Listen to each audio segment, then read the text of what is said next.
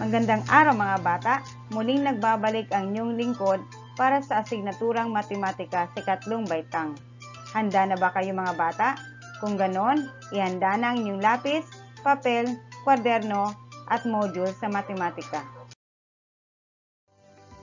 Ang aralin natin sa araw nito ay ang tungkol sa pagkilala at pagguhit ng mga points, linya, line segment at ray. Handa na ba kayo mga bata? Handa na ba kayong matuto at makinig? Kung ganon, ihanda ng inyong lapis, papel at module.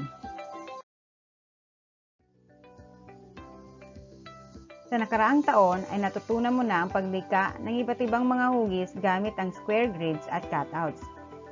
Sa araling ito ay matutunan mo naman ang paglikha o pagguhit ng iba't ibang point, linya o line segment at ray.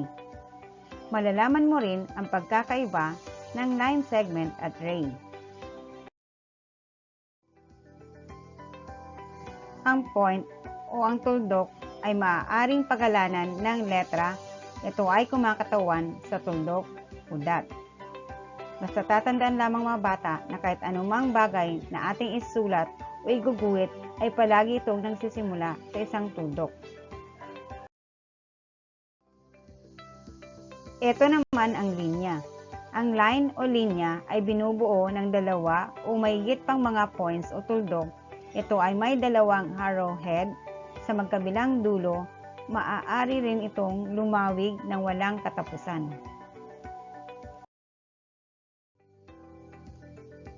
May dalawang subset o parte ang linya.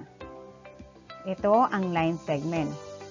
Ang line segment ay ang subset o parte ng linya na may dalawang endpoints, kung saan ang dalawang endpoints na yan ay hindi na maaari pang palawigin ang linya. Ito naman ang ray. Ang ray ay ang subset o parte ng linya na may isang arrowhead at may isang endpoint, kung saan yung isang arrowhead na yan ay maaari mo pang palawigin ang linya. At ang endpoint naman ay hindi mo na maaari pang palawigin pa ang linya. Tingnan natin ang halimbawa. Tukuyin kung ano-ano ang mga linya at points na makikita sa larawan. Sa pamamagitan ng mga linyang nagdurugtong sa mga points na A, B, C at D, makikita mo kung paano nabuo ang larawan A o ang parehabang A, B, C, D. Ang larawan A ay maaaring pangalanan ayon sa kaniyang points o vertices na nagdurugtong upang mabuo ang apat na sides na parehabang A, B, C, D. Maaari nating pangalanan ang bawat side ayon sa dalawang points na nagdurugtong sa mga linya. Ang apat na sides ng parehabang A, B, C, D ay ang mga sumusunod: side AB, side BC, side CD, at side DA.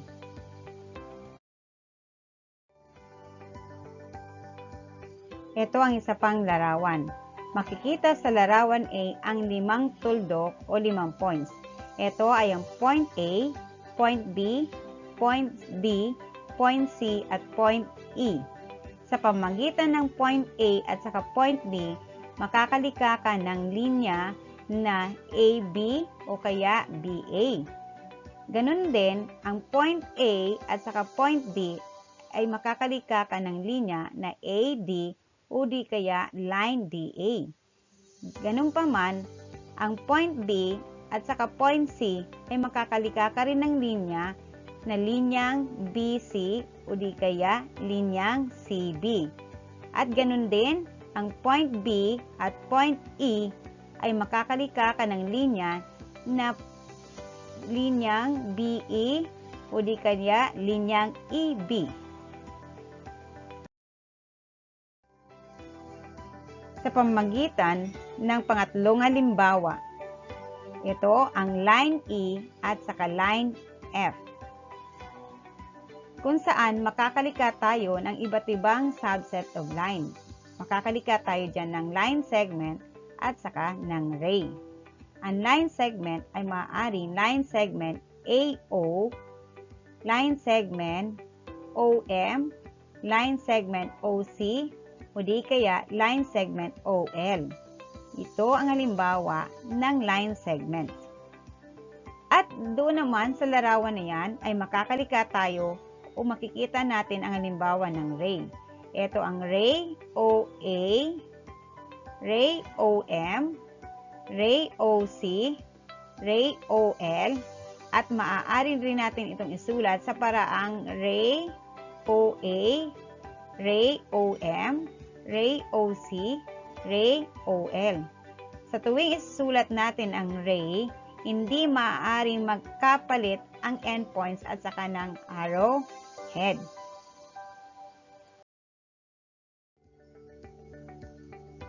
Basta tatandaan lamang mga bata, sa tuwing magbibigay tayo ng pangalan sa isang ray, ito ay hindi maaaring pagpalitin ang dalawang tuldok o dot.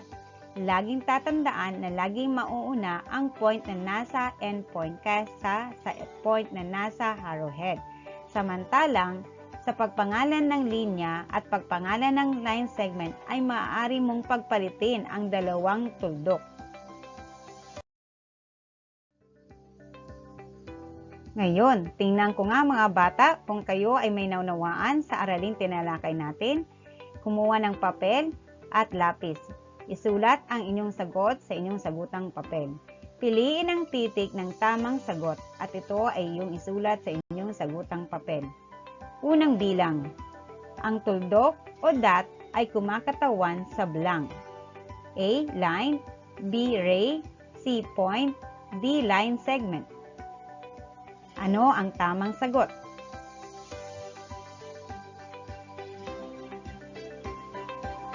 Mahusay mga bata, ang tamang sagot ay letrang C, point. Pangalawang bilang. Ang blank ay maaaring lumawig ng walang katapusan sa magkabilang direksyon. Ano ito? A point, B line, C segment, D dot.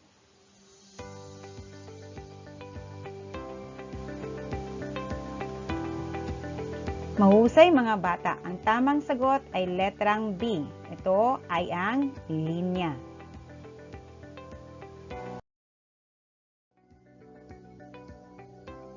Pangatlong bilang. Ang ray ay maaaring bahagi ng linya na binubuo ng isang endpoint at blank. Ano ito? A.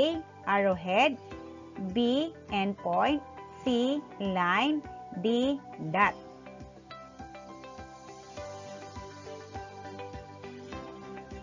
Ang tamang sagot ay letrang A. Ang ray ay binubuo ng isang endpoint at isang arrowhead. Mahusay mga bata. Pang-apat na bilang. Ang line segment ay bahagi rin ng linya na may blank na endpoint. A. Isa, B. Dalawa, C. Tatlo, D. Apat. Ano ang tamang sagot? Letrang B. Panguling bilang. Ang simbolong ito ay kumakatawan sa blank. Ano kaya ito? A. Segment, B. Ray, C. Line, D. Point. Isulat ang tamang sagot. Tingnan natin. Ang tamang sagot, ito ay line, letrang C. Mahusay mga bata. Naunawaan nyo nga ang aralin natin.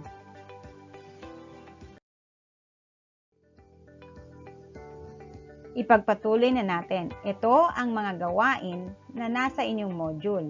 Gawain sa pagkatuto bilang isa.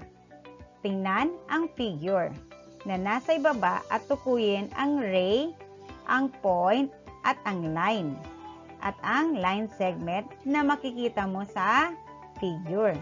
Isulat ang inyong sagot sa talahan na yan sa tapat nito. Sundan ang halimbawa na nasa talahan na yan. Pangalawang gawain na makikita pa rin sa inyong math module. Gawain sa pagkatuto bilang dalawa. Piliin ang tamang sagot sa kahon at isulat ang angkop na salita sa bawat patlang. Upang mabuo ang pangungusap, Isulat ang tamang sagot sa inyong kwaderno o sa inyong sagutang papel.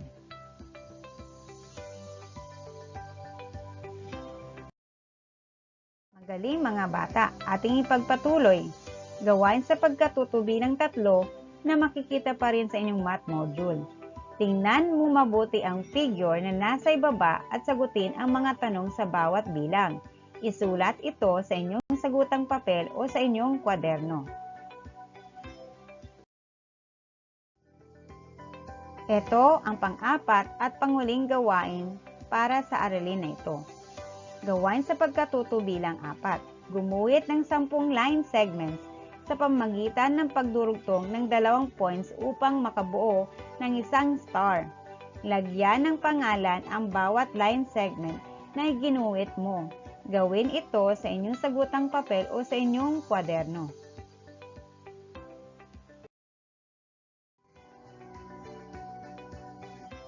Magaling mga bata!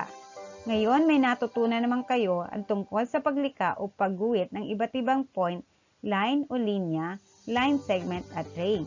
Sa pamamagitan nito ay makakalikha na kayo ng iba't ibang mga larawan na maaari niyong gamitin ang paggamit sa points, sa line segment at sa ray. Basta tatandaan lang mga bata ang 3 M. Ang makinig, matuto, magbilang. Dahil ang batang matyaga ay batang matgaling.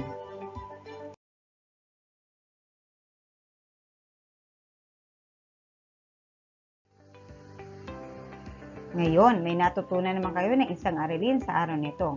Hanggang sa muli, ito ang inyong lingkod ay walang iba ay si Teacher Lizelle sa muling pagkikita natin sa susunod pang mga aralin. Muli, maraming salamat sa inyong pakikinig at panunood.